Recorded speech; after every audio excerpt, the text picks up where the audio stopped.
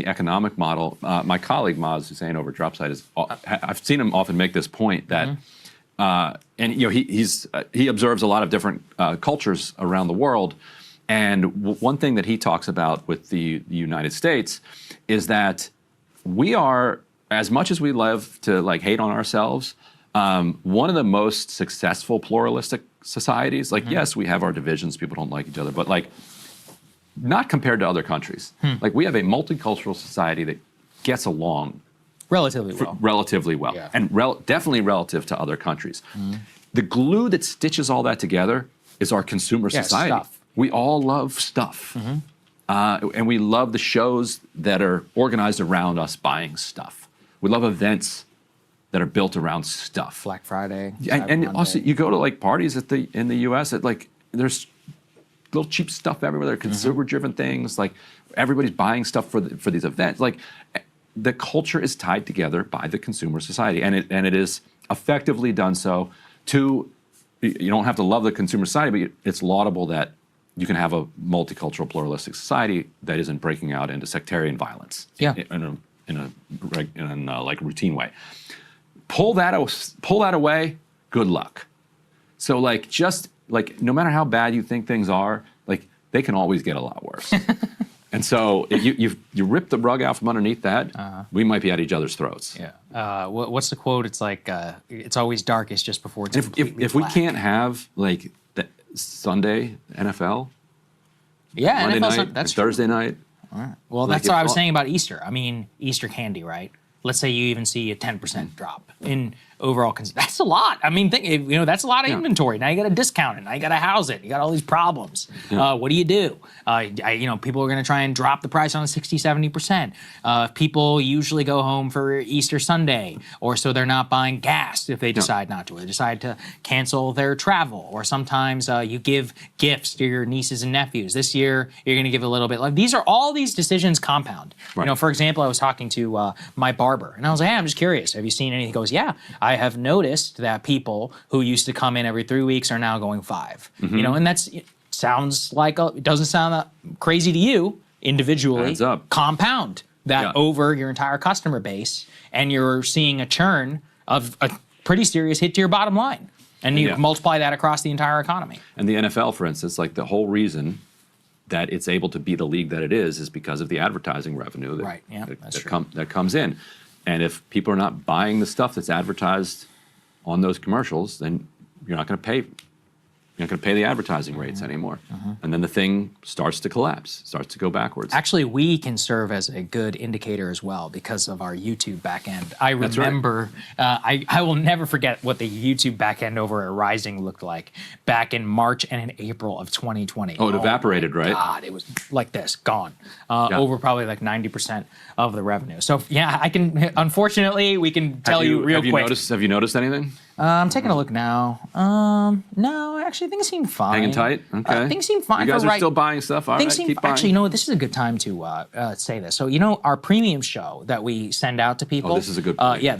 I've always noticed this. Our premium show, which we send out, it's an unlisted link and also available on Locals, Spotify, etc. One of the places people watch it is sometimes an unlisted YouTube video that is available. Our premium subscribers have been telling us that even though we earn no money from this, we are not turning monetization on. YouTube reserves the right to monetize that if they want to. And it's always a recession indicator to me when they start doing that. Because I remember right back in 2022 when we launched the show, immediately when the gas prices skyrocketed and we saw the pullback, that's when they started doing it a lot. They stopped. Now recently, just in the last 2 weeks, people have been complaining ad nauseum, saying, "Oh my God!" Which they should, because they're paying. Yeah, of course they should. I'm not mad at them. What I'm telling you is that is a major sign to me that they're trying to fill as much inventory as possible to blast it and satisfy some of their advertising. And again, we make not $1 from that. We don't want them to do it.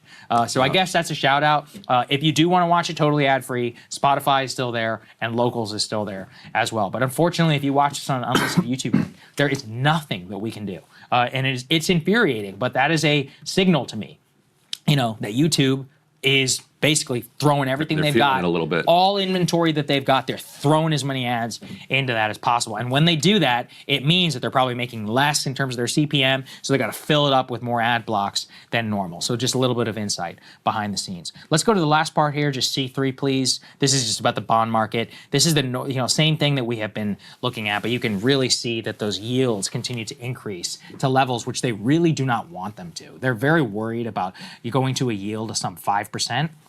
With a 0.5% increase of percent, which is not supposed to happen, really, if you look at the overall long-term trends. And that right now, with the current stated goal of bringing that yield down and being unable to do so, if there's a worry about some runaway, basically selling of U.S. bonds, which would make it so that the yield increases, borrowing costs and mortgage rates and interest rates and all that continue to go very high, and it would very much cripple the administration. So that's another feedback loop where mortgage rates could continue to go up. I actually think they went down after they were up at some 7% or whatever. Again, I think everybody down continues to like 5.9 or something. Right. So, but people are still watching, right, for the Federal Reserve, and if the Federal Reserve and Jerome Powell and them decide not to do any sort of emergency rate cut, we really are stuck in this for a long time. Looking at 6. And there's a lot of things pulling. 6.62. That's high. You don't want that.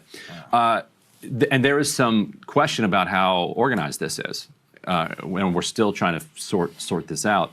But there was reporting that Japan was dumping bonds.